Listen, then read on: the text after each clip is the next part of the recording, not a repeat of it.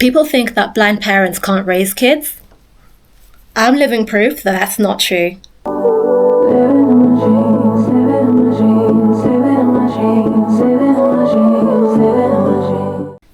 This is very dirty.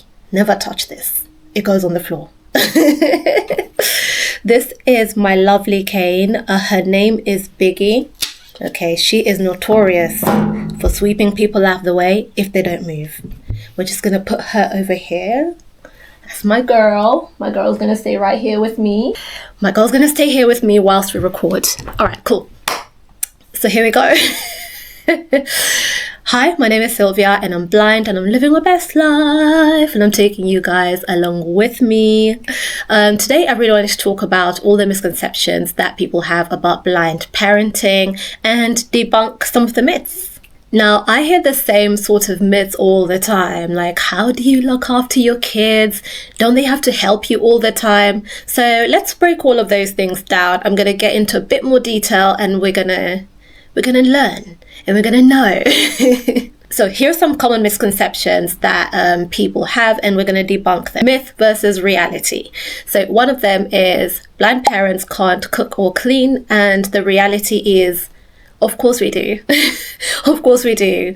We adapt just like anybody else. So with cooking, I've done a couple videos of when I'm cooking. Of course, I haven't actually managed to show you exactly what I'm doing on the plate. It's one of my biggest aims in life to show you guys how I actually do cook. I make relatively simple meals, me personally, but I do know some blind people who can actually make some complex meals. They can bake, they can do so many things. So we adapt, we have our own ways of doing things. We have our gadgets, we have methods, strategies, everything, just like anybody else. So yeah, we can cook and we can clean. We just have to do it slightly differently or in our own way. And one thing you should remember, once you've met one blind person, you haven't met the other. So the way that I might do something might not be the way somebody else will do something, but we get there in the end. Bottom line, we get there in the end. I've got my phone here with some notes. I always say this every single time. So in case I'm like, messing around with something over here, it's my notes, so I stay on track. One of the myths is that we can't help with school or schoolwork and homework. The reality is that we can. And I do, me personally. So again, with everybody's different. Everybody has different ways of doing things. For me, I use technology and also other strategies. So that's what technically really all blind parents do. It's a combination of both. So for me, it would be a case of when it's reading, for example, and I'm trying to help with the spelling, which by the way, I taught my children how to read by age 3. By age 3, they could both fully read, fully comprehend everything. So that part of their homework is a lot smoother. The harder part now that we're working on is the mathematics. And I will say that's never been my strong point. It's never been my strong point. So maybe that's why we didn't really get there with the maths yet. But yeah, so the way that I do it though with the reading is, for example, when they're reading, I listen to them read, and then my daughter's younger. So when she's reading and she gets stuck on a word, I ask her, can you spell it out for me? And then she'll spell it out, and then we'll work on sounding it out and watch what sound each letter makes and so on and so forth. If you want a breakdown of how I work through their reading and homework and stuff, just let me know in the comments below and I will show you. I'll just film us one of those days. But yeah, it's a combination of tech and, just a little bit of strategy. So I could use like a magnifier. I could help them if it's on the computer, on a laptop. All of their devices, both of them have their devices accessibility turned on. So anytime I need to check in on what they're doing, I just need to quickly switch it on, or they switch it on themselves. Actually, they're really good with that now. And I have a look at what they're doing. Look. So yeah, we can help with homework. It's a case of combining accessibility, strategy, and tech. And yeah, we get it done. Bottom line, we get it done. And the final sort of point I wanted to quickly cover today is that blind parents are a burden. That's the myth. The reality is that they actually grow up seeing resilience, problem solving, all those things in action, just someone getting through life, conquering challenges, getting through barriers, and still continuing. So what they grow up seeing and learning is actually they gain from it more than taken away from them. So yeah. They see resilience, independence, and problem solving in action every single day, because really and truly, as a blind person and a blind parent, from the second I wake up, I am going through challenges and barriers, and I am working through every single one with my own little strategies. And one sort of inside joke we have with my children, especially my daughter, she loves it, she's 6, is that I use my finger eyes for the things that my eye cannot see. So I can see 5% in this eye and I have no vision in the other. So anything that I'm not able to perceive at all, which is loads of things, many things, I use my hands. So a lot of the time when I'm actually telling them, let me see, it's usually me reaching out, let me touch, let me see, with my actual hands.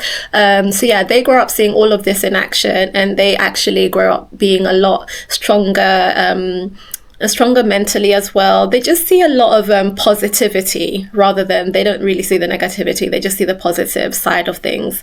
And do you know what, one of these days I'll get my children to come on here and talk to you guys, and maybe they can interview me or something, or maybe I can interview them and you can get their perspective. But we have these conversations all the time, and I instill in them a lot of affirmations and things like that. So they're just generally, little bundles of positivity. Honestly, I won't lie, parenting isn't easy. It's not easy for anybody, right? But for me, blindness isn't really the problem. Blindness is just something that I sort of live with and I deal with every day, and we're all used to in this household. It's actually society's low expectations that's the issue or the challenge. If we lived in a world where everything was accessible, for example, maybe homework is just, I don't really need to talk about it, it's accessible. Family outing spaces, if everything was just made accessible from the get-go, then everything would be fine. There would be no challenges and barriers for me to conquer every day going out with my children. But because of all these things that are out there, society doesn't actually expect me to be out there looking after children. So I don't really get the same sort of access as somebody who is fully sighted, or somebody who is non-disabled rather. So society's low expectations need to change, so that we can all realize that there are parents who come in all shapes and sizes, disabilities, everything, right? And just make an inclusive situation. We're going to say situation, but inclusive society out there, so that we're all included, we can all do whatever it is we want to do, and my children can also feel like, yay, we are very normal, which they say.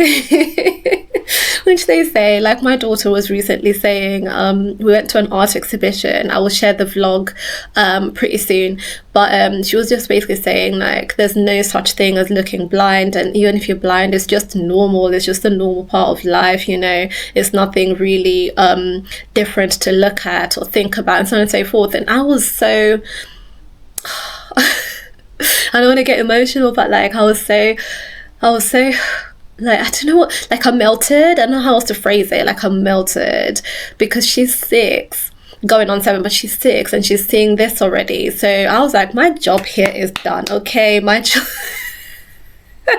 Just me blowing my own trumpet. No, but yeah, it's really important that, as children of a disabled parent, and in my experience as children of a blind parent, that they are able to feel seen, they're able to feel included, they feel confident and happy. And really, that's my main focus. So as much as, parenting is really, really, really challenging, children are people.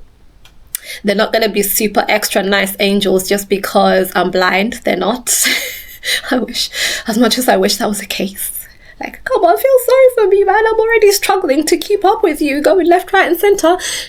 Parenting is difficult, but I feel like if everything out there, if society didn't have the low expectations or no expectations of me being a parent, and therefore not making all the choices and structures and infrastructure and everything for me to be a parent also outside, if that was different, then life would be so much different as a parent, as a blind parent. However, we are making it work, and blind parents, we are all out here. We're doing amazing. We're doing our best. We're being innovative. We're being resilient. We're being independent, you know, so we are actually out here doing it. So if you don't know a blind parent out there, ask me.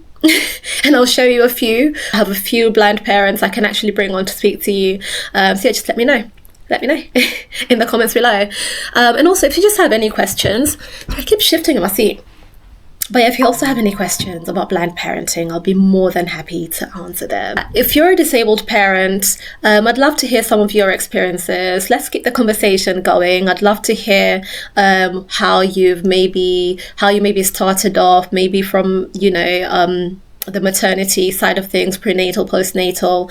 Are your kids grown up? I'm always like, I've got so many friends who are blind or are disabled and their children are so grown. I'm like, wow, I want to be you one day.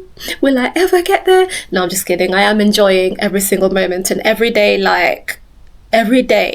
that goes by and I realize how grown they are, it's actually like, oh no, not my babies.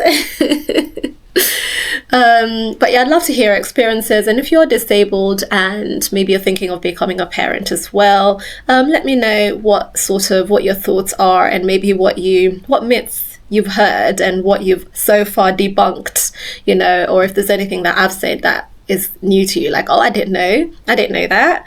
Just let me know. And if you're non-disabled, also share your thoughts in the comments below.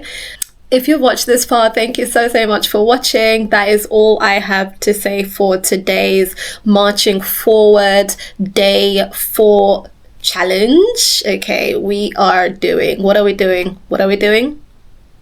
Progress, not perfection. So if I rambled a bit, that's also fine. But yeah, thanks so much for watching so far. Please subscribe if you're new here. Tell a friend to tell a friend. Share this video if it's going to be helpful with somebody. Share this video with somebody that you know, if it's going to be helpful to them, who might be interested. You know what I mean. You know what I mean. Don't forget to leave a like. Yeah, like this video, share, comment, all that good stuff that will kind of help us grow on this channel.